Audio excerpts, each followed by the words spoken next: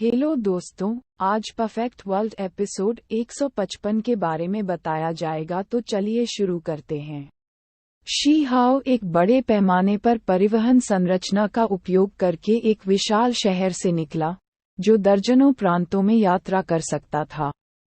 अन्यथा, यदि वह अकेले उड़ान पर निर्भर रहता, तो केवल स्वर्ग ही जानता था कि इसमें कितने वर्ष लगेंगे।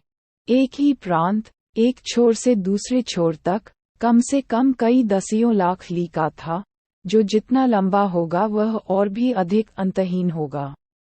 यह एक खगोलीय आकृति थी, जो असीमित मात्रा में बड़ी थी। कई दसियों प्रांतों या 100 से अधिक दूरी वाले प्रांतों के बारे में बात करने की आवश्यकता और भी कम थी। दानव प्रांत, एक ऐसा स्थान जहां से प्राचीन काल से राक्षस निकले थे, जो स्वर्ग और पृथ्वी को हिला रहे थे। हर कुछ वर्षों में एक बड़ी लड़ाई होगी। यह अपराध और खून का स्थान भी था। पौधों की प्रजाति संप्रदाय डेमोनिक सनफ्लावर गार्डन, जिसकी प्रतिष्ठा ने उच्च लोकों को हिलाकर रख दिया था, ठीक इसी प्रांत में था, और इसकी सीमा स्वर्ग प्रांत से भी लगती थी, जिसने दूर की ओर दिव्य कबीले की मेजबानी की थी। शी हाओ स्वाभाविक रूप से उन महान शक्तियों को उकसाने के लिए नहीं, दानव प्रांत में पहुंचे। भले ही उन कुलों और उसके बीच का रिश्ता पानी और आग जैसा था, फिर भी अब उनसे मिलने का समय नहीं था। वह केवल अपने दादाजी को देखने आया था। वे पहले ही कुछ समय के लिए अलग हो चुके थे, और इसके तुरंत बाद वह 3000 प्रांतों की महान लड़ाई में भाग लेने जा रहा था। वह अलविदा कहने आया था। यह एक उजाड़ प्रदेश था। मानव जीवन के चिन्ह दुर्लभ थे। वनस्पति विरल थी। सबसे भीतरी क्षेत्र में और भी अधिक ज्वालामुखियों का एक समूह था। महान राक्षसी देवता निश्चित रूप से यहीं अलगाव में रह रहे थे, उनके अलग होने से पहले, क्योंकि दादाजी 15 ने राक्षसी संप्रभु के असली खून को अवशोषित कर लिया था, जिसके परिणामस्वरूप उनके भीतर यिन ऊर्जा थी। उन्हें सहज महसूस करने के लिए ज्वालामुखी मैग्मा में भिगोने की जरूरत थी। इस क्षेत्र को ज्वालामुखियों ने घेर लिया। यहाँ घास का एक तिनका भी नहीं उगता। पहाड़ों ने एक के बाद एक तेज रोशनी छोड़ी, और चमकदार लाल और आश्चर्यजनक रूप से गर्म मैग्मा की और भी अधिक धाराएं थीं। दादाजी, ऐसी कोई अप्रत्याशित घटना नहीं घटी। शी हाओ ने ध्यान से चारों ओर देखा, और फिर उसने अपने दादा को एक ज्वालामुखी के भीतर देखा। दादाजी 15 मैग्मा के भीतर बैठे थे। उनके भूरे बालों वाला सिर काले बालों वाला था। वह बैठा हुआ था, लेकिन जब उसने चिल्लाने की आवाज सुनी, तो वह जाग गया और तुरंत बहुत खुशी प्रकट की। बच्चा, वह ऊपर चला गया। उसने भूरे रंग के कपड़े पहने थे। वह तेजी से वहां पहुंचा। उसका चेहरा खुशी से भरा हुआ था। ये जगह दुनिया से अलग थलग थी, इसलिए उसे नहीं पता था कि शी हाओ ने क्या अनुभव किया था। हालांकि इतनी जल्दी दोबारा मिलने में सक्षम होना अभी भी संतुष्ट महसूस करने और आगे बढ़ने के लिए कुछ था। अंत में खून अभी भी पानी से गाढ़ा था। दादाजी, आपका रंग बहुत अच्छा लग रहा है। आपके सफेद बाल भी काले हो गए हैं। जब मैं तुमसे दोबारा मिलूंगा तो क्या तुम सीधे युवा बन जाओगे? शी हाओ उत्साहित था। अपने दादा के साथ मजाक कर रहा था।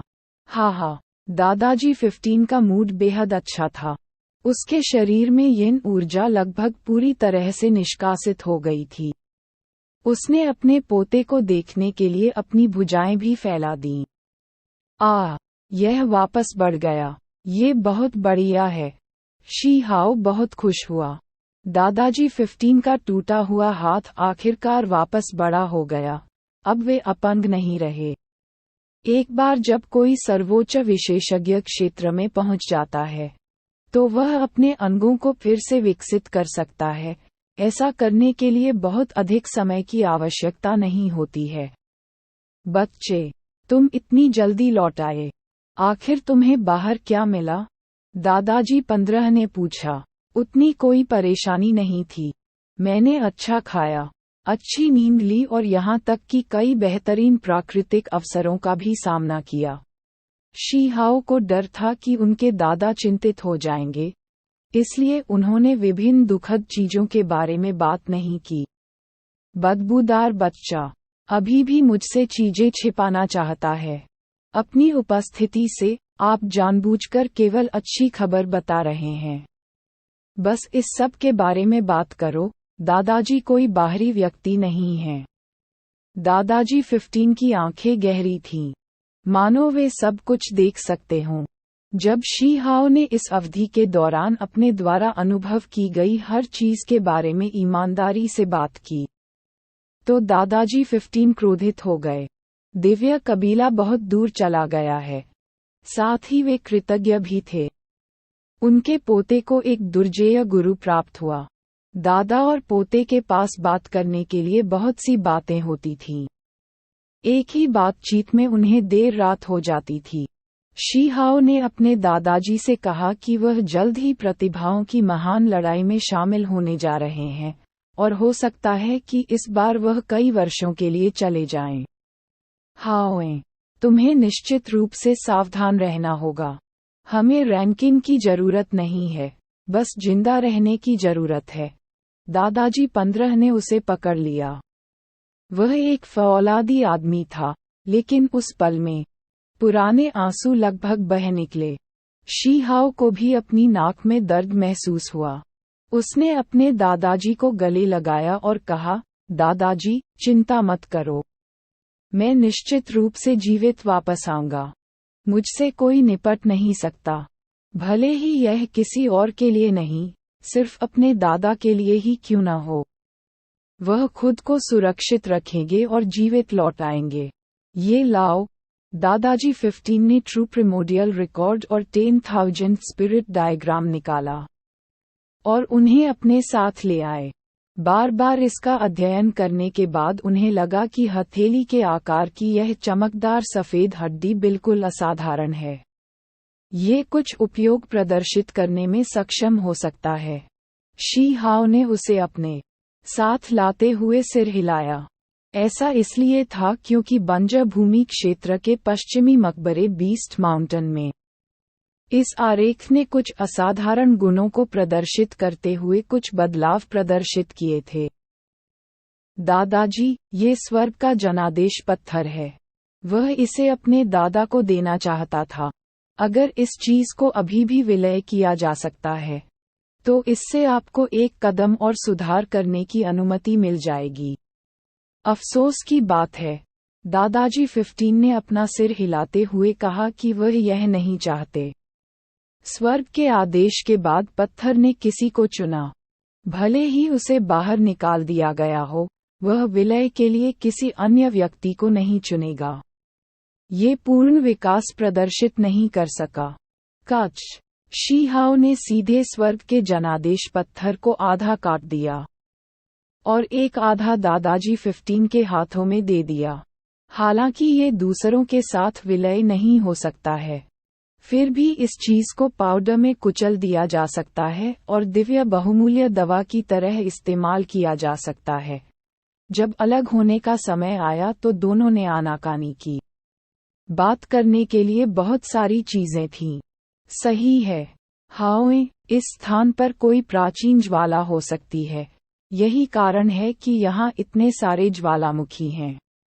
दादाजी 15 ने उनसे कहा। वे चाहते थे कि उनका पोता पीछे रहे और अपनी ताकत बढ़ाने के लिए उस अग्नि बीज को इकट्ठा करे। इसकी कोई जरूरत नहीं है। मैं दूसरा तरीका सोचूंगा। शी हाओ ने अपना सिर हिलाया। उन्होंने समस्त अमर प्राचीन बलिदान भाषा भी अपने दादा को प्रदान की। यदि कर्म हो तो वह उस प्राचीन ज्योति को प्राप्त करने में सक्षम हो सकता है। आखिरकार अलग होने का समय आ गया। दादा और पोता दोनों आंसू बहाने से खुद को नहीं रोक सके। ऐसा इसलिए क्योंकि इस बार अलग होने के बाद ये पता नहीं था कि ये दोबारा कब मिलेंगे। शायद कुछ साल लगेंगे, शायद 100 साल, यह अनंत काल भी हो सकता है। 3000 प्रांतों की महान लड़ाई सामान्य कृषकों के लिए ठीक हो सकती है, लेकिन जो लोग सबसे बड़ी प्राकृतिक किस्मत को जब्त करना चाहते हैं, वे निश्चित रूप से जीवन और मृत्यु के संघर्ष से लड़ेंगे। ये सबसे खतरनाक था। शी हाओ चला गया। दानव प्रांत छोड़ते समय वह विशेष रूप से सावधान था। कई चक्कर लगा रहा था। इस प्रांत से प्रस्थान करने के बाद ही उन्होंने 5 एलिमेंट्स प्रांत की ओर जाने के लिए एक विशाल परिवहन संरचना उधार ली। मुझे आश्चर्य है कि क्या दिव्य हड़ताली पत्थर और सम्राट तितली अभी भी वहां हैं। उन्होंने पहले उनके लिए बिना छोड़े एक निश्चित स्थान पर प्रतीक्षा करने की व्यवस्था की थी, लेकिन अब इतना लंबा समय बीत चुका था। क्या वे दोनों लोग अभी भी वहीं थे? नीले पत्थर के पथ के किनारे हरे भरे प्राचीन वृक्ष उगे हुए थे। यह एक छोटा सा शहर था जिसमें काफी प्राचीन पेड़ लगे हुए थे। शी हाओ थोड़े समय के लिए यहाँ रुके। दिशा का पता लगाने के बाद वह पास की पर्वत श्रृंखला की ओर उड़ गया और एक छोटे पर्वत पर उतर गया। शी दिव्य इंद्रधनुष की एक रेखा उड़कर शी हाओ के सिर की ओर टकराए। ये चरम सीमा तक तेज था। वह घबरा गया, जल्दी से टाल गया। हालांकि वह चीज लगातार उसका पीछा कर रही थी, उस पर फिर से प्रहार कर रही थी। डांग, ये पहाड़ मेरे द्वारा खोले गए थे, ये पेड़ मेरे द्वारा लगाए गए थे। यदि आप गुजरना चाहते हैं तो ट्रोल का टोल चुकाएं। उस दिव्य इंद्रधनुष से एक अजीब सी चीख निकली। बिना पलक झपकाए वह गोली की भट्टी बाहर लाया और उस दिव्य इंद्रधनुष को इकट्ठा करने के लिए ढक्कन खोल दिया। नौजवान, तुम बहुत दुष्ट हो। मुझसे निपटने के लिए अमर कब्र के अभिशाप का उपयोग करना चाहते हो। ये बिल्कुल दिव्य प्रहार करने वाला पत्थर था। छी ध्वनि के साथ वह गिर गया, शी हाओ के सामने आ गया। फिर सम्राट तितली प्रकट हुई, हवा में एक सुनहरी रेखा की तरह घूमती हुई और शी हाओ के बालों में उतरती हुई। शी हाओ बेहद खुश थे। ये लोग पूरे समय यहीं इंतजार करते रहे, फिर भी नहीं गए। इससे उन्हें ढूंढने की परेशानी से मुक्ति मिल गई। यंगस्टर, आपने बहुत लंबे समय तक इंतजार किया है। मैंने सुना है कि भाग्य की एक डोर ने आपको सैकड़ों हजारों ली दूर कर दिया, और फिर जिस लड़की को आप पत्नी के रूप में ले जाने के लिए लाए थे, उसने आपको लगभग मार डाला। वह दिव्य प्रहारक पत्थर हंसी से गर्जना कर रहा था।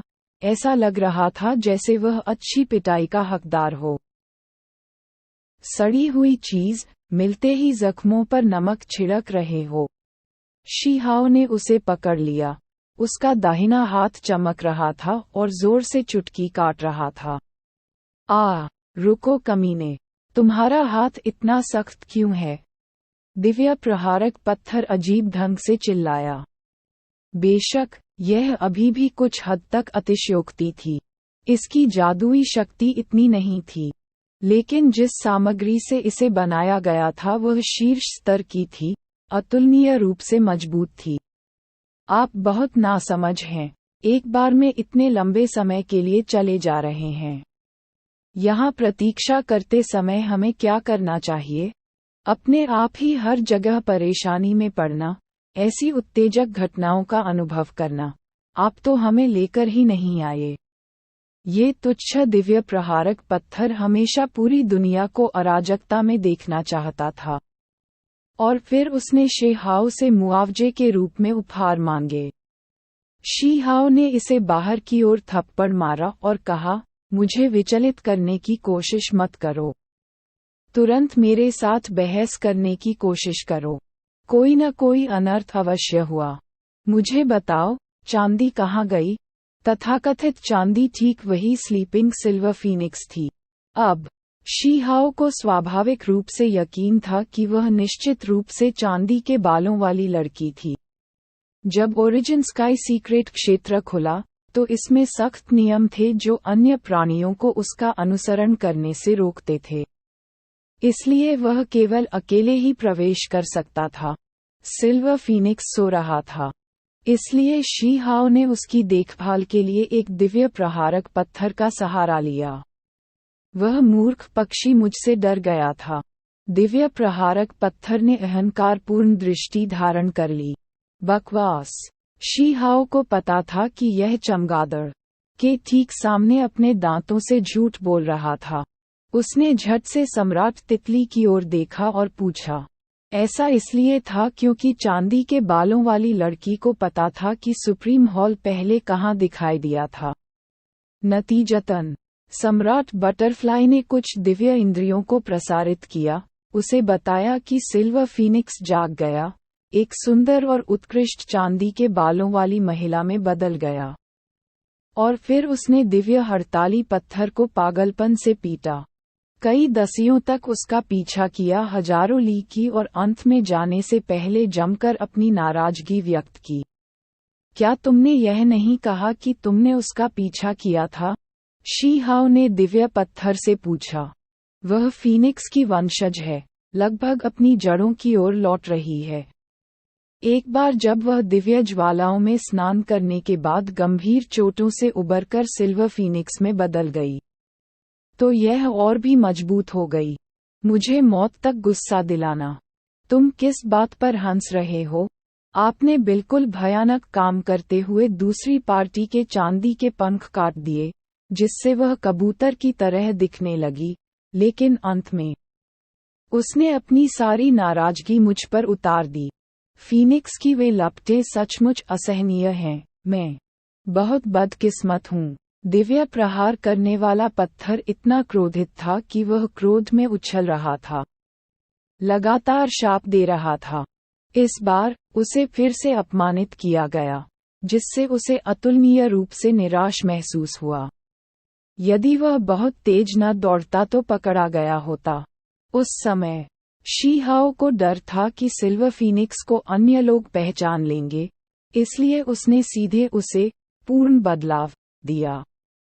उसके कीमती पंखों को काट दिया, जो चांदी की चमक के साथ असमान और बिखरे हुए थे। वह चांदी के बालों वाली महिला तुरंत इतनी क्रोधित हुई कि वह लगभग बेहोश हो गई।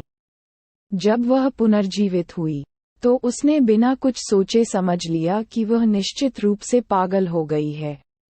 आप किसी और की लड़की की देखभाल के प्रभारी थे, इसलिए यदि आप क्रोध करने वाले नहीं होते, तो और कौन होता? शी हाओ को जरा सी भी सहानुभूति महसूस नहीं हुई, वह उपहास में हंस रहा था। बच्चे, मैं तुम्हारे खिलाफ सब कुछ दांव पर लगाने जा रहा हूँ। वह आप ही थे जिसने उस लड़की को सताया था, ठीक है? तुम यह अपराध मेरे सिर पर क्यों डाल रहे हो? दिव्य प्रहारक पत्थर गुस्से से गर्जना करते हुए अपने आप को गिरा दिया। हालांकि इसके तुरंत बाद उसकी आंखें तुरंत सीधी हो गईं। लार बहने लगी। उसने उस विचित्र पत्थर को घूरकर देखा, वह चमकदार विचित्र पत्थर जो अमर बहुरंगी चमक से चमक रहा था। वह चीज बहुत अजीब थी, स्वर्ग के चमकीले रंगों से रंगी हुई। यह अतुलनीय, दिव्य एवं मंगलकारी था। ये तुरंत लार टपकाने लगा। स्वर्ग का आदेश पत्थर। शी हाओ ने इसे अपने हाथ में तौलते हुए शांति से कहा। ओह, इसे मुझे दे दो। उसने सीधे खुद को ऊपर फेंक दिया और काटने के लिए अपना मुंह खोल दिया। शुआ। शी हाओ चकमा देकर बाहर की ओर खिसक गया। बड़े भाई, क्या आप देखते हैं कि मैं कितना वफादार और समर्पित हूँ? मैंने व्यक्तिगत सुरक्षा के बारे में सोचे बिना अपनी जान और हाथ पैर खतरे में डालकर बहादुरी से आपका पीछा किया। तुम्हें यह मुझे देना होगा। दिव्य प्रहार करने वाला पत्थर इतना घिनौना था कि दूसरों के रोंगटे खड़े हो जाते थे। किसको परवाह है उस सिल्वर फीनिक्स की जो मुझे परेशान कर रही है? अगली बार जब हम मिलेंगे, तो मैं सीधे उसके चेहरे के सामने ही चीजें सुलझा लूंगा। नहीं, इतनी खूबसूरत चांदी के बालों वाली लड़की, शांत और बेहद खूबसूरत, उससे निपटना आपके ऊपर है। अगर यह बहुत परेशानी भरा है, तो मैं उसे वापस ले जाऊंगा। आपने व्यक्तिगत रूप से काम करते हुए उसके चांदी के पंखों को ट्रिम करने में भी उसकी मदद की। इस तरह की बात मैं वादा करता हूं कि मैं पूरी दुनिया को बताऊंगा। स्वर्ग के नीचे हर किसी को बताऊंगा।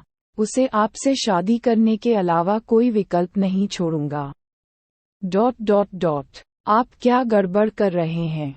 बिल्कुल बकवास। क्या तुम मेरे लिए और मुसीबतें नहीं ला सकते? शी हाओ ने इसे घूर कर देखा। यह व्यक्ति स्पष्ट रूप से धमकियों के माध्यम से लाभ उठाने की कोशिश कर रहा था। शी हाओ ने स्वर्ग के जनादेश पत्थर को आधे में विभाजित किया और आधा अपने दादा को दे दिया। शेष आधा हिस्सा निश्चित रूप से दिव्य प्रहार करने वाले पत्थर के लिए था। बड़े भाई, आप बहुत अद्भुत हैं। दुर्भाग्य से मैं पुरुष हूँ, वरना मैं खुद को पूरी तरह से आपके प्रति समर्पित कर देता।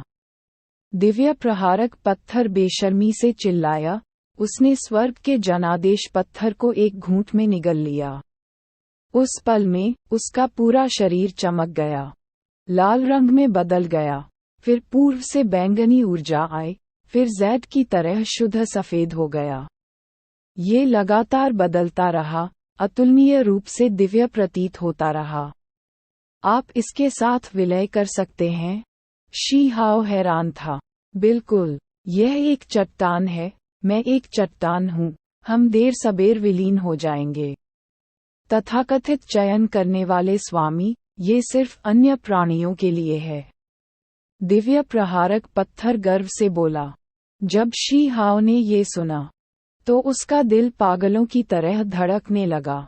ऐसा कुछ था, हे, मैं जल्द ही ऊपर उठने वाला हूँ, पूर्ण परिवर्तन से गुजरूंगा, स्वर्ग के नीचे नंबर 1 पत्थर बनूंगा। नौजवान, जल्दी करो और मेरी थोड़ी प्रशंसा करो। भविष्य में, बड़े भाई, मैं आपकी सेवा करूंगा। स्वर्ग के जनादेश पत्थर को निगलने के बाद वह फिर से अहंकारी व्यवहार करने लगा। अरे दुष्ट, अपना लक्ष्य प्राप्त करने के बाद अपने हितैषी को त्याग रहा है। शी हाओ ने घूर कर देखा। मैं किसी विपदा से निपटने में आपकी मदद करूंगा। वह चांदी के बालों वाली लड़की हजारों ली तक मेरा पीछा करती रही, लगभग मुझे नीचे गिराते हुए, तो ये स्वाभाविक ही है। इसने साहसपूर्वक और आत्मविश्वास से कार्य किया जैसे कि न्याय उसके पक्ष में था। फिर उसने जोर से घोषणा की, आज से मैं अपना नाम बदलकर भाग्य का पत्थर रखना चाहता हूँ। हालांकि कुछ ही देर बाद उसकी आंखें ठीक हो गईं। उसने शी हाओ की हथेली को देखा। वहां पत्थर का एक टुकड़ा था जो बिना अलंकृत और बिना चमक वाला था। हालांकि वहां एक प्रकार की महान दाव आभा थी। यह क्या है? दिव्य प्रहार करने वाला पत्थर कांप उठा। मूल पत्थर, शी हाओ ने लापरवाह अंदाज में कहा। बड़े भाई, आप मेरे प्यारे बड़े भाई हैं, इसे मुझे दे दो। आपको इसे मुझे देना होगा। दिव्य प्रहारक पत्थर ने खुद को ऊपर फेंक दिया। हर जगह लार बहने लगी। इसने अप्रत्याशित रूप से पत्थर के हथियारों की एक जोड़ी का उत्पादन किया, जिसने शी हाओ के पैरों को पकड़ लिया। भले ही वह मर गया हो, उसे जाने नहीं दिया। शी हाओ ने इसे नजरअंदाज करते हुए तिरस्कार की नज़र से देखा। बड़े भाई, मुझे मूल पत्थर दे दो। एक बार जब मैं इसके साथ सफलतापूर्वक विलय कर लूंगा, तो मैं निश्चित रूप से नंबर 1 पत्थर बन जाऊंगा। भविष्य में आपको कार्रवाई करने की जरूरत नहीं है। बस ये सब मुझ पर छोड़ दो। दिव्य प्रहारक पत्थर ने हठपूर्वक वचन देते हुए अपनी लार पोंछ ली। शी हाओ ने अपने हाथ में पत्थर की सामग्री का वजन किया। ये तो बस एक छोटा सा टुकड़ा था। स्थानिक जादुई कलाकृतियों में अभी भी बहुत कुछ था। प्रिय बड़े भाई, जब तक आपके पास कोई आदेश है, मैं वादा करता हूँ कि मैं आसानी से इसका ध्यान रखूंगा। वह शी हाओ के पैर को गले लगाते हुए वहीं जमीन पर लौटने लगा, चाहे कुछ भी हो, जाने नहीं दे रहा था। बड़े भाई, मैं बिस्तर गर्म कर दूंगा। अंत में ऐसा कुछ कहकर ऐसा लगा कि यह किसी भी स्तर तक गिर जाएगा।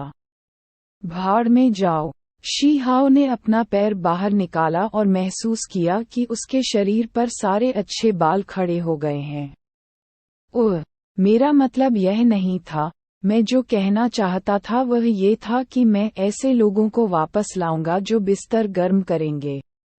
क्या वह शांत और सुंदर कुलीन चांदी के बालों वाली लड़की अत्यधिक घमंडी नहीं है? मुझे उसे पकड़ते हुए देखो और उसके बड़े भाई का गर्म बिस्तर ले लो। ये कहते हुए दिव्य प्रहारक पत्थर ने अपनी छाती थपथपाए। उन्होंने ये भी दावा किया कि एक बार जब वह ओरिजिन स्टोन के साथ विलीन हो गए, तो ये किसी भी संप्रदाय की पवित्र महिलाओं को पकड़ सकता है। तुम्हारी ईमानदारी कहाँ है? शी हाओ ने अवाक होकर इसे देखा। ओरिजिन स्टोन की खातिर कुछ भी ठीक है। मैं कुछ भी कर सकता हूँ। दिव्य प्रहार करने वाले पत्थर की त्वचा असाधारण रूप से मोटी थी क्योंकि वह चिल्ला रहा था। लो, अभी से चिल्लाना बंद करो। शी हाओ वास्तव में उसे संभाल नहीं सका। उसने उसे कई टुकड़ों में फेंक दिया, जिससे दिव्य प्रहार करने वाला पत्थर हक्का बक्का रह गया। फिर तो वह अनवरत चिल्लाने लगा, प्रिय बड़े भाई, देखो मैं भविष्य में आपकी कैसे सेवा करूंगा। अंततः नदी पार करने के बाद पुल को नष्ट करने की उसकी हिम्मत नहीं हुई, क्योंकि उसे लगा कि शी हाओ के पास निश्चित रूप से कुछ अधिक मूल पत्थर है। शी हाओ ने अब इस पर ध्यान नहीं दिया। वह सम्राट तितली की ओर मुड़ा और बोला, इस बार मेरे पास तुम्हारे लिए ज्यादा उपहार नहीं है, लेकिन हम अमर प्राचीन में प्रवेश करने वाले हैं। वहाँ दिव्य देव फल और सभी प्रकार की बहुमूल्य औषधियाँ हैं। आप निश्चित रूप से अपना भरपेट भोजन कर सकेंगे और तेजी से विकास कर सकेंगे। इसके बाद वे इस स्थान से सीधे फिएंग द्वीप की ओर चले गए। शी हाओ को लगा कि जल्द ही होने वाली 3000 प्रांतों की महान लड़ाई के साथ सभी संप्रदायों के शिष्यों के पास निश्चित रूप से भयानक तुरुप के पत्ते होंगे। उन्हें गंभीरता से तैयारी भी करनी पड़ी। इस बार वह आहत होने से ज्यादा डरा हुआ था। वह स्वर्गीय नदी पथ पर चला, कई दिनों का उपयोग करते हुए अपने जीवन के 1 इंच के भीतर खुद को नष्ट कर लिया। उन्होंने गोली भट्टी से बड़ी मात्रा में नदी का पानी एकत्र किया। इसी प्रकार उन्होंने काफी मात्रा में अमर कब्र भूमि भी एकत्रित की। सौभाग्य से उन्होंने बिजली सम्राट की बहुमूल्य तकनीक का अध्ययन किया और उन्होंने इस जगह के अभिशाप को भी समझा। अन्यथा ये पिछली बार की तरह ही होगा। बस थोड़ा सा पाने के लिए आधा महीना बर्बाद हो जाएगा। चल दर, हमें प्रस्थान करना चाहिए। महान प्रतियोगिता शुरू होने वाली है। शी हाओ ने कहा। हम कहाँ जा रहे हैं? दिव्य प्रहारक पत्थर ने पूछा। पाप प्रांत, शी हाओ ने कहा। यह अफवाह थी कि निचले क्षेत्र के जीव यहीं एकत्रित होते थे। फायर प्रोविंस ने भी वहां अपनी नींव रखी, इसलिए हुओ लिंग र भी वहां हो सकता है। सिन प्रांत, इस तरह के नाम से शी हाओ को अंदर से बेहद गुस्सा महसूस हुआ। उन्होंने ये भी आशा की कि यह प्रांत ऊपर उठेगा और वध के माध्यम से एक उज्ज्वल दुनिया का निर्माण करेगा। महान दुनिया के माध्यम से शानदार ढंग से चमकेगा, शिखर पर चढ़ेगा। 3000 प्रांतों का महान युद्ध, मैं आ रहा हूँ। क्या वर्तमान विश्व की प्रतिभाएं, क्या प्राचीन मोहरबंद शैतान, उन सभी को नीचे डाल दिया जाएगा। दिव्य प्रहारक पत्थर चिल्ला उठा। सिन प्रांत पूर्व से पश्चिम 230 मिलियन ली, उत्तर से दक्षिण 80 मिलियन ली। यह इतना बड़ा नहीं था, नहीं इसे छोटा माना जा सकता था। उच्च क्षेत्रों में यह एक निम्न मध्यम आकार का प्रांत था। शी हाओ ने कई दिनों का समय बर्बाद किया, दुनिया के इस हिस्से में वापस लौटने के लिए विभिन्न बड़े पैमाने पर परिवहन संरचनाओं को उधार लिया। अंततः सिन प्रांत की भूमि पर पहुंचने से पहले कई 100 प्रांतों की यात्रा की। शी हाओ कुछ यात्रियों के साथ एक वेदी से बाहर निकले। उसके पीछे का शून्य द्वार बंद हो गया। उसने इस जगह के बारे में थोड़ा समझने की इच्छा से आसपास के दृश्यों को देखा। वह पहले से ही एक शहर से कुछ सुराग प्राप्त करने में सक्षम था। शहतूत शहर, विरल आध्यात्मिक सार वाला स्थान। पूरा शहर मुख्यतः भूरे भूरे रंग का था और विशाल चट्टानों से बना था। ये काफी आदिम लग रहा था। दांग, जमीन कांप उठी। हाथी के सिर वाले कई व्यक्ति गुजर रहे थे। उनके विशाल शरीर से सड़कें हिल रही थीं। उनकी त्वचा नीले हरे रंग की और खून के धब्बों से भरी हुई थी। उनके हाथों और पैरों पर हथकड़ी और टांगें थीं। ये गुलाम थे। उन्हें अभी अभी खरीदा गया था और वर्तमान में उन्हें ले जाया जा रहा था। मध्य हवा में रहते हुए तेज हवाएं चलने लगीं। कई दर्जन राक्षसी चमगादड़ टेरोसो की तरह हवा में उड़ गए, जिससे एक प्रकार की भयानक आभा निकल रही थी। वे सभी माउंट थे जो वर्तमान में लोगों को दूर ला रहे थे। ये सब वही था जो शी हाओ ने वेदी से देखा। एक यादृच्छिक दृश्य जिसे उसने तुरंत देखा। शहतूत शहर एक प्रकार की आदिम आभा लिए हुए था। अन्य महान प्रांतों के बड़े शहरों की तुलना में यह विकास में पिछड़ता हुआ प्रतीत हो रहा था। आध्यात्मिक सार की भारी कमी है। ये स्थान दीर्घकालिक निवास के लिए उपयुक्त नहीं है, किसी ने भौहें चढ़ाकर कहा, क्योंकि इसने प्रांतों के ऊपर से गुजरने की अनुमति दी। ये महान परिवहन संरचनाएं पहले से ही प्रत्येक डिलीवरी के साथ कम से कम कई हजार लोगों को भेज देंगी, अन्यथा यह इसके लायक नहीं होगा। जब लोगों का बड़ा समूह बाहर चला गया तो उन्हें इस बड़े शहर में काफी निराशा महसूस हुई। इतना निराश मत होइए। आखिरकार यह सिन सिटी है, जो पहले से शापित मैदान था। आप आध्यात्मिक पहाड़ों और साफ पानी से भरे किसी भव्य स्थान की क्या उम्मीद कर रहे थे? बस ये जैसा है उससे संतुष्ट रहें, किसी ने कहा। जब शी हाओ ने ये सुना तो वह भौंचक्का रह गया। आखिरकार इस जगह का रहने का माहौल उतना अच्छा नहीं था। यह एक शापित भूमि क्यों बन गई? शी हाओ जानना चाहते थे कि यह कैसे हुआ। ऐसा इसलिए था क्योंकि यहीं पर निचले क्षेत्र के प्राणियों के वंशज एकत्रित होते थे। बहुत समय पहले कुछ शक्तिशाली कैदियों के साथ साथ निचले लोगों के महान दुष्ट प्राणियों के वंशजों को यहाँ निर्वासित किया गया था। उनमें पापियों का खून बह रहा था, जिसके कारण ये प्रांत शापित हो गया, एक बुजुर्ग ने कहा। शी हाओ ने अपनी मुट्ठियां भींच लीं और फिर उन्हें ढीला कर दिया। उन्होंने कुछ और प्रश्न पूछे, इस बात का ध्यान रखते हुए कि कोई संदेह न हो।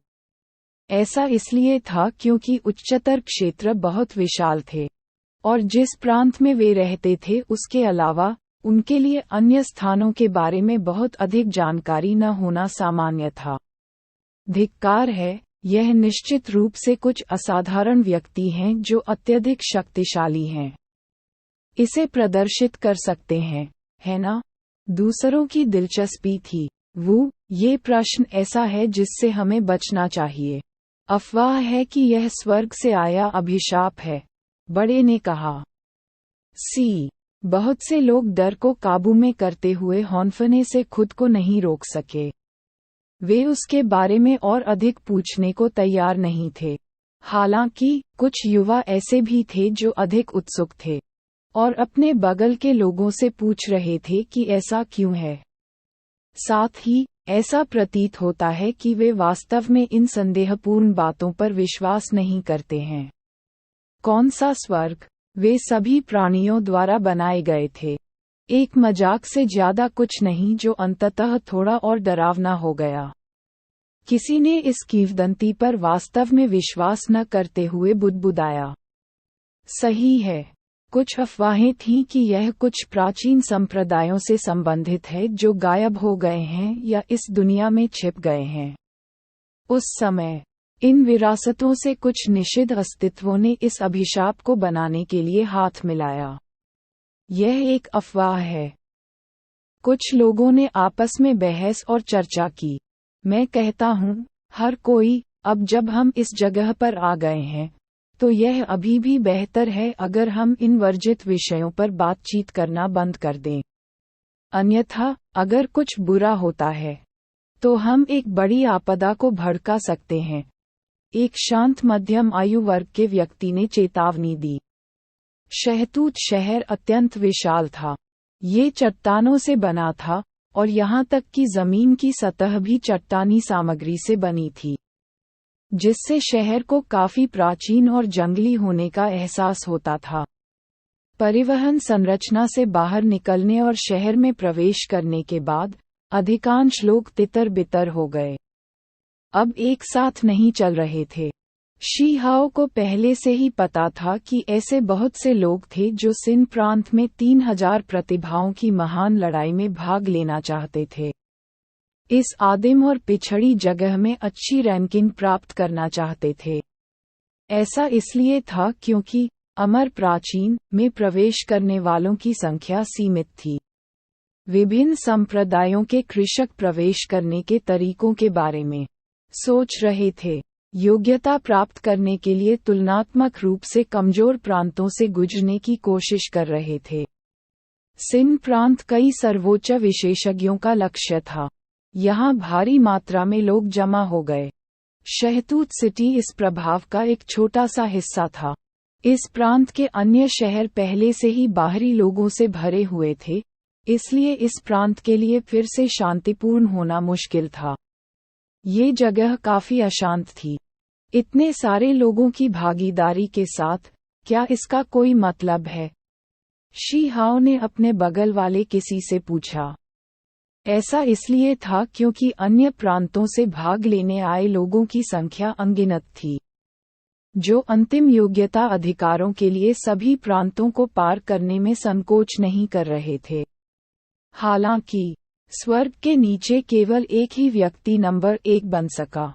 शी हाओ को लगा कि इस तरह से इधर उधर घूमना बिल्कुल भी इसके लायक नहीं है। शुरुआती चरण इतना खतरनाक नहीं है, और विभिन्न संप्रदायों के साधक अपनी अपनी स्थिति को जानते हुए खुद को समझते हैं। वे उन शैतानों, असाधारण प्रतिभाओं और अन्य लोगों के खिलाफ नहीं लड़ेंगे।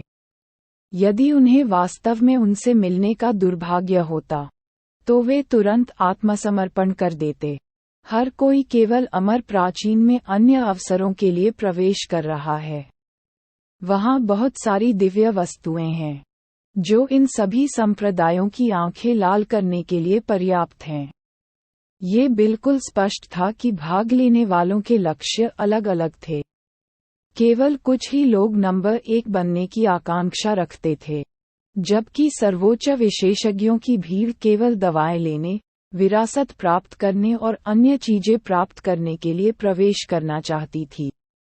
उनमें न केवल हड्डी की किताबें, गुप्त खजाने और पिछली पीढ़ियों की प्रतिभाओं द्वारा छोड़ी गई अन्य चीजें थीं, बल्कि अमर ग्रंथ भी थे, और इससे भी अधिक सेंटवुड, अमर बीज और ऐसी चीजें थीं जो संप्रदाय के गुरुओं को पागल कर देती थीं।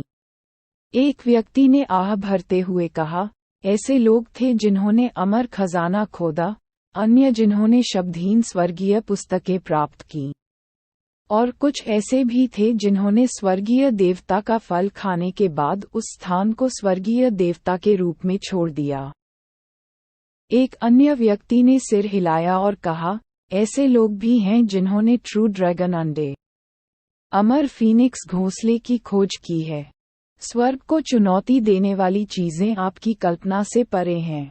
ऐसा नहीं है कि यह वहां नहीं है, बल्कि आप इसकी कल्पना भी नहीं कर सकते। ऐसा कोई रास्ता नहीं था जिससे शी हाओ को झटका न लगे। क्या वास्तव में अंदर इतनी सारी स्वर्ग जैसी चीजें मौजूद थीं? यह कोई फर्जी अफवाह नहीं हो सकती जो जानबूझकर फैलाई गई हो, है ना? यह, कम से कम, मुझे पता है कि कुछ प्राचीन महान विरासत के संघ की पहली रैंकिंग के बाद हाइबरनेशन में चले गए। अनंत वर्षों के दौरान उन्होंने 4 या 5 बार भाग लिया है। सबसे बड़े प्राकृतिक भाग्य के अलावा यह इसलिए भी था क्योंकि सीलबंद ड्रैगन गुफाओं की खोज की गई थी जो अराजक ऊर्जा से भरी हुई थीं। अंदर सच्चे ड्रैगन अंडे थे।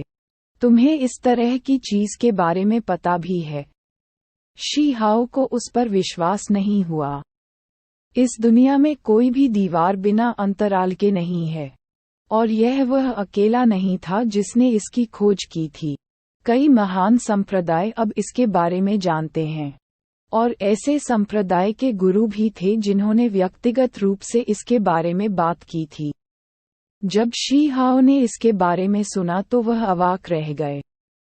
अमर प्राचीन में प्रवेश करने के बाद उसे अंत तक सब कुछ दांव पर लगाना पड़ा। इसका क्या मतलब है? ऐसे लोग थे जिन्हें फीनिक्स रक्त पूल मिला। एक सच्चे फीनिक्स का सारा सार रक्त उस अमर तालाब में समाहित था। जब तक कोई इसमें प्रवेश कर सकता है, उनकी भविष्य की उपलब्धियां अकल्पनीय हो जाएंगी। ऐसा इसलिए था क्योंकि फीनिक्स के सच्चे रक्त की एक बूंद किसी व्यक्ति को पुनर्जन्म से गुजरने की अनुमति देती थी, जबकि उस प्राचीन अमर तालाब में उसका सारा कीमती रक्त मौजूद था। यहाँ तक कि अगर प्राचीन भिक्षु जैसे साधक भी प्रकट होते तो उनके नश्वर हृदय उत्तेजित हो जाते। शी हाओ की तो बात ही छोड़ दें, वह उस शख्स से अलग हो गए। वह शुरू से ही खाने का शौकीन था और अमर प्राचीन के पास बहुत सारी चीजें थीं। इस समय वह पहले से ही बेहद अधीर था, तुरंत अंदर जाना चाहता था। इतने सारे महान प्राकृतिक अवसर। मैं, भाग्य का पत्थर, प्रवेश करके अवश्य ऊपर उठूंगा और हजारों पूर्वजों को रोशन करूंगा। दिव्य प्रहारक पत्थर शी हाओ के बालों के भीतर टपक रहा था। शहतूत शहर एक बहुत बड़ा शहर था। इस बीच शी हाओ ने पाया कि सभी सराय भरी हुई थीं। उनमें से अधिकांश पर अन्य प्रांतों के कृषकों का कब्जा था जो इस प्रांत के प्रवेश स्थलों में से एक को जब्त करना चाहते थे। इसके तुरंत बाद उन्होंने असंतोष की अभिव्यक्ति प्रकट की। ऐसा इसलिए था क्योंकि अन्य प्रांतों के सर्वोच्च विशेषज्ञों ने सिन प्रांत के लोगों के साथ बहुत अनादर का व्यवहार किया था।